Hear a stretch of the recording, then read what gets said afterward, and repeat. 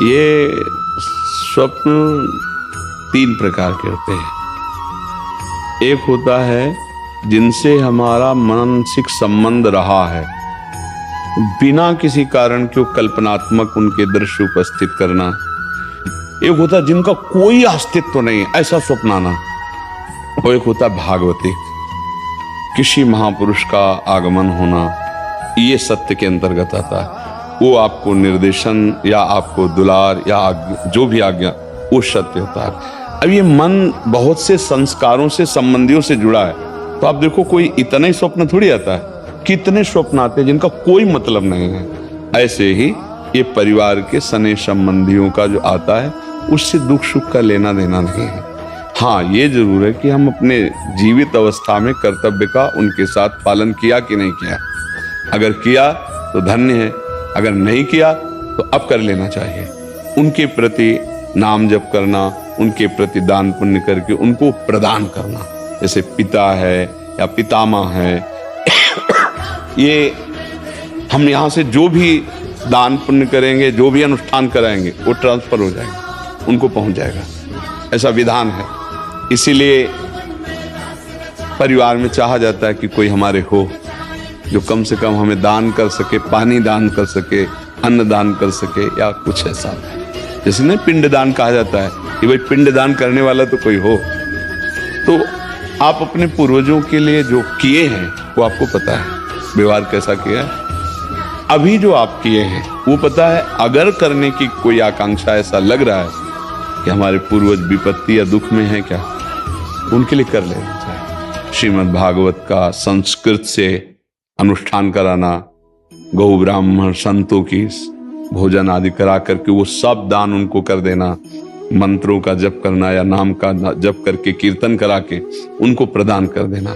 इससे उनका मंगल, जहां भी होंगे, जिस योनि में जहां भी, उनका उत्थान होने लगेगा, उनकी उन्नति होने लगेगी, ऐसा। और खास भगवान या भगवान के भक्तों के सिवा स्वप्न में जो कुछ, सब मिथ्या ही होता है। जैसे आप स्वप्न में देखते हैं मैं ये कर रहा हूं, मैं ये कर रहा हूं, तो कुछ होता है क्या? कुछ नहीं होता। अब लोग उसी में फंसा देते कि इस स्वप्न का क्या मतलब हो सकता, कुछ नहीं हो सकता, स्वप्न है। राजा जनक जी एक बार सैया में पड़े सोए और स्वप्न देखला कि हमारा सारा राज्य छिन गया और मैं एक भिखारी बन गया और बहुत भूख लगी। अब मांगे तो थोड़े से चावल और दाल मिला, तो मटकी में, मिट्टी के पात्र में उन्होंने लकड़ी बीन करके खिचड़ी पकाई। अब वो पक्के तैयार होने वाली थी, दो सांड आए लड़ते हुए, ऐसे लड़े कि पूरा बिखर गए। और भूख से व्याकुल, अरे ये क्या, ऐसे पूरा मेहनत किया हुआ सब भोजन, और आंख खुली तो महाराज जनक का सत्याग्रह। तो उनका ये सत्य कि वो सत्य, जो अभी जनक भूखा डोल रहा था, भीख मांगा और वो चावल दाल पका रहा था, वो जनक सत्य या ये सत्य? क्योंकि उस समय ये सत्य नहीं था, इस समय वो तो सत्य कौन है? अब उनके सभा में बड़े बड़े ज्ञानी महात्मा बैठते, तो आकर प्रश्न किया, ये सत्य कि वो सत्य? अब कुछ उसकी व्याख्या हो तो समझ में आवे, ये सत्य कि वो सत्य। अब कोई उत्तर ही न देवे।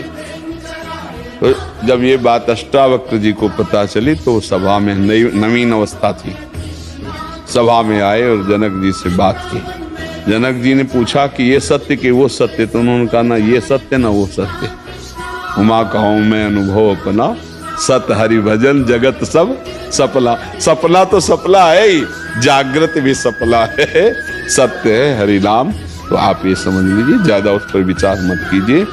यदि आपके अंदर ऐसा भाव आता है, धन आपके पास है, तो ऐसी कुछ सेवा दान पुण्य करके, कहीं ऐसे जैसे गौ सेवा है, गौ को चारा पवा दिया है ना, कहीं साधु महात्मा को किसी एक को भी भोजन पवा दिया, और वो कहीं भागवत हो रही उसमें सहयोग कर दिया। नहीं पूरी भागवत करवा सकते, भाई हमारे कुछ चंद रुपए इसमें सहयोग में हो गए, और उसका फल हमारे माता पिता दादा दादी को मिले, ऐसे भाव किए जाते, तो उससे उनको कल्याण होगा, उससे उनका मंगल होगा।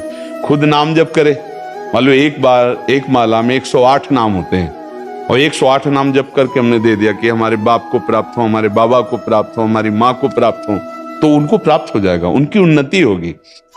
एक नाम भी कल्याण कर सकता है, इसलिए स्वयं करे अर्थ के द्वारा ऐसा करके कर दे, और बकाया ज्यादा स्वप्न का विचार न करे, ये व्यर्थ होते हैं। हाँ, कोई संत महात्मा आए, भगवान का आदेश दे, वो बात अलग होती है, बकाया सब व्यर्थ होते हैं।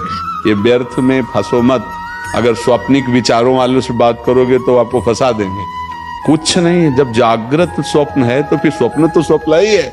भगवान शंकर कह रहे, उमा कहूं मैं अनुभव अपना, अनुभव अपना, सत हरि भजन जगत सत सपना। समझ रहे आप?